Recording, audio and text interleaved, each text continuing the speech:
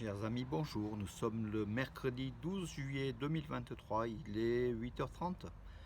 Quelques news de l'Arménie, de l'Artsakh et de la diaspora arménienne.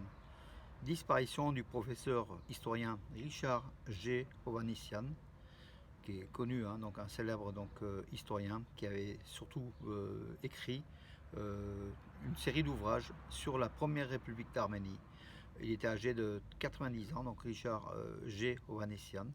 Il était le père de Rafi Hovhannissian, le premier ministre des Affaires étrangères d'Arménie. Voilà, donc il a disparu en Californie. Il était né dans une famille originaire de Kharpet, des Kharpetsi, comme on connaît. Euh, voilà, donc Richard G. Hovhannissian. Et en fait, le G, en fait, c'est Richard Gable, du nom de Clark Gable. En fait, les parents avaient donc nommé Richard Gable Hovhannissian. Voilà, il était né le 9 novembre 1932 à Fresno, oui, en Californie. Voilà. Euh, un grand homme qui a quand même contribué beaucoup à l'histoire de l'Arménie, à l'engagement de l'Arménie. Donc voilà, Richard G. Hovhannissian, qui vient de décéder, mes amis. Euh, alors, il y a des violations du cessez-le-feu en Arménie, à la frontière de l'Arménie, donc autour du lac noir Sevlitch, c'est donc à l'est de l'Arménie, donc occupé depuis mai 2021 par des troupes azéries. Il y a à peu près un millier de soldats azéris sur le territoire souverain de l'Arménie, autour de Sevlitch, donc lac noir. Et ces soldats ont tiré sur des positions arméniennes aussi à Sevlitch, voilà. Également donc au village de Terre, donc dans le Sunnik, voilà, en Arménie. Donc ça se poursuit. Ce matin encore, donc hier en Artsakh, des tirs sur plusieurs localités. Ce matin encore près de Chouchi, donc des tirs azéris ont eu lieu. Et également ce matin autour du lac Noir, Sevlitch et Terre, quelques tirs aussi qui ont été signalés par le ministère arménien de la Défense. Depuis 2 jours, l'Azerbaïdjan multiplie ses attaques, ces tirs sur les positions arméniennes, tant en Artsakh qu'en Arménie, pour faire augmenter la pression, voilà, tout simplement. Hier, le Premier ministre arménien Nikol Pachinian a appelé donc le chef de la diplomatie américaine, Anthony Blinken, le secrétaire d'État américain, pour faire part donc du danger par rapport à la sécurité de la population arménienne de l'Artsakh, du Haut-Karabakh. Voilà, donc en fait, bien sûr, Pachinian s'est dit qu'il était partisan de la paix, ce que les Américains entendent bien, mais en même temps, il a demandé aussi des garanties donc, sur la population arménienne de l'Artsakh. Cette population arménienne de l'Artsakh est soumise à diverses pressions de la part de l'Azerbaïdjan pour que l'Arménie cède l'Artsakh et que peut-être cette population soit azérisée, soit parte, donc quitte son territoire ancestral.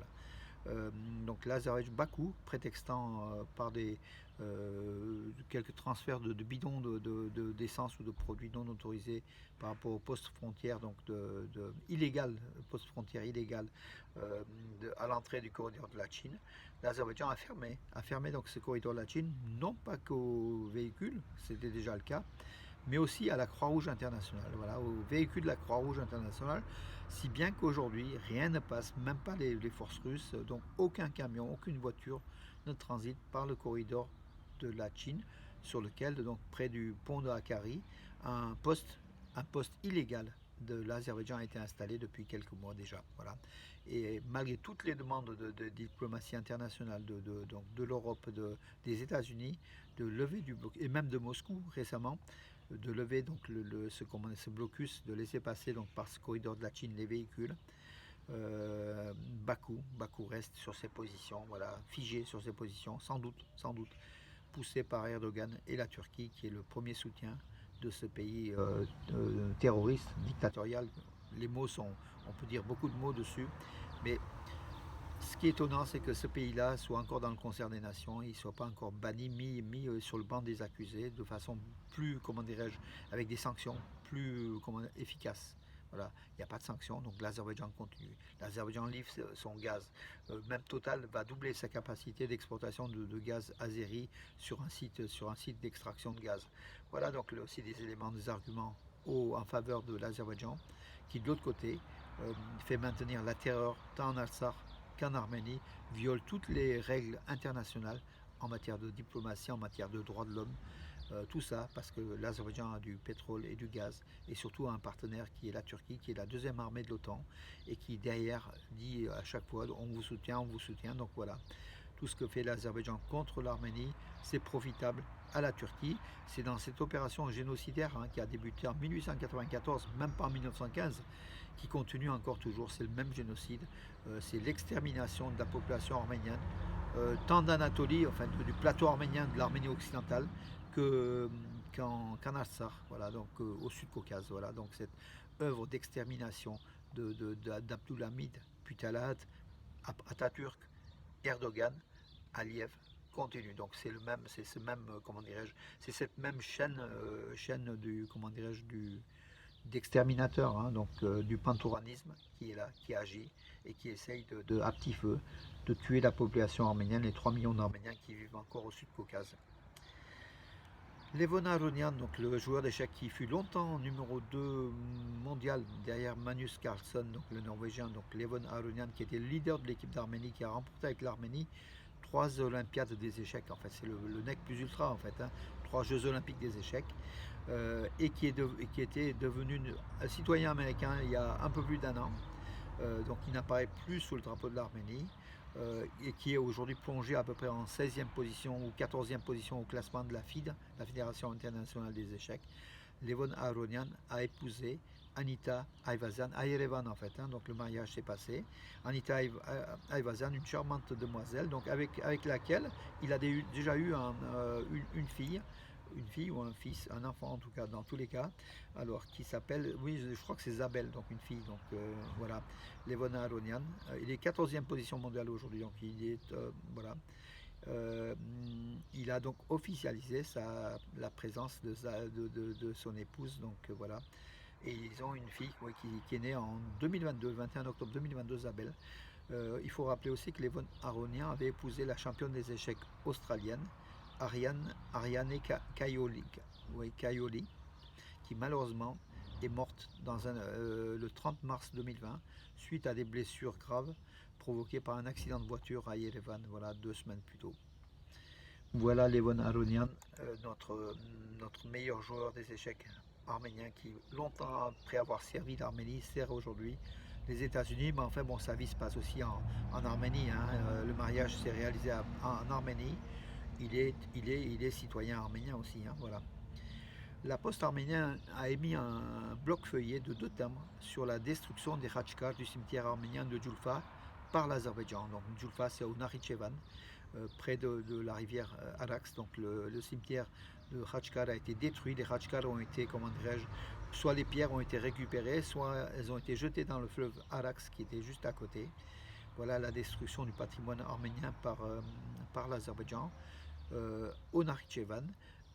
Et en Artsakh, ça continue aussi. Donc voilà, la poste arménienne a voulu aussi se souvenir et puis surtout militer pour que le patrimoine arménien du Nakhitchevan soit préservé. Voilà donc l'émission de ces blocs feuillets de la poste High Post, de la poste d'Arménie. Voilà mes amis, oui, pour dire, donc hier en Ligue des Champions, en premier match de qualification de la Ligue des Champions, le champion d'Arménie, Urartu Yerevan, recevait le champion de la Bosnie-Herzégovine, Zrinjski Mostar. Malheureusement, le champion d'Arménie, Urartu, a perdu 1-0, un but marqué à la 89e minute par les Bosniaques, alors que Urartu avait dominé, avait fait 3 tirs cadrés, arrêté in extremis par le gardien de Bosniaque. Et il a fallu un corner et puis une tête pour que le gardien arménien fasse une petite erreur et que Zrinjski marque le but de la victoire. Donc 1-0, match retour donc dans une semaine. Il faut absolument que le champion d'Arménie puisse se qualifier pour qu'on puisse voir le club arménien dans de meilleurs niveaux je pense, en Champions League, dans ces poules de qualification, et puis peut-être après, pourquoi pas, dans les phases finales, quoi. Voilà mes amis, écoutez, j'en ai fait le tour, je regarde s'il n'y a pas une ou deux infos. Oui mes amis, donc la souscription, enfin l'aide au journal Nouvelles d'Arménie, magazine mensuel qui traverse des difficultés financières du fait de l'augmentation de 40% des charges notamment du papier, de l'imprimeur. Voilà, donc la souscription continue. Vous pouvez donc faire vos dons si vous avez envie sur le site de armenius.com, sachant que c'est le premier titre arménien de la presse occidentale, c'est le plus diffusé, le plus connu, et vous vous rendez compte, le titre le plus diffusé, le plus d'abonnés, le plus connu, le plus lu, aujourd'hui, a des problèmes financiers. Cela veut dire que le reste de la presse arménienne, si elle n'est pas financée par des organisations politiques ou internes, il n'y a pas de place à la presse. Voilà, la presse traverse dans son ensemble, pas que la presse arménienne, une crise, la crise du papier, ça coûte de plus en plus cher le papier, la crise peut-être des lecteurs, mais la Nouvelle d'Arménie a des lecteurs en très grand nombre et même des renouvellements importants. Mais même malgré cela, au regard de l'augmentation faramineuse des coûts de l'énergie et du papier, du transport et de tout ce qui lie la production d'un journal, Nouvelle d'Arménie est tombée dans le rouge, voilà, tout simplement. Il faut l'aider pour qu'elle sorte si on veut que notre communauté ait un fer de lance. Enfin, le fer de lance, c'est notre faire de la propagande, hein, donc au profit de l'Arménie, de l'Artsakh, de la communauté arménienne. Nouvelle d'Arménie Magazine, comme d'ailleurs d'autres journaux arméniens. Hein, il ne faut pas non plus lésiner à aider, à lire tous les journaux arméniens, toute la presse arménienne, pour qu'elle soit diffusée. Et par sa diffusion, on diffuse aussi la culture arménienne, les informations d'Arménie, de l'Artsakh, qui sont lues par des diplomates, qui sont lues par des non-arméniens, et qui a une portée quand même autre. C'est vrai que Nouvelle d'Arménie Magazine est aujourd'hui lu par les politiques français, puis par des groupes politiques français, européens, et c'est la voix de l'Arménie aussi, hein, quelque part, elle porte la voix de l'Arménie. C'est pour cela qu'il faut l'aider, parce que c'est à l'image de notre, comment dirais-je, de notre côté militant pour l'Arménie et pour l'Artsakh. Voilà le faciès, c'est le miroir de la communauté arménienne, hein, tout simplement. Voilà. Écoutez, sur ce, je vous donne rendez-vous à demain. Bonne journée.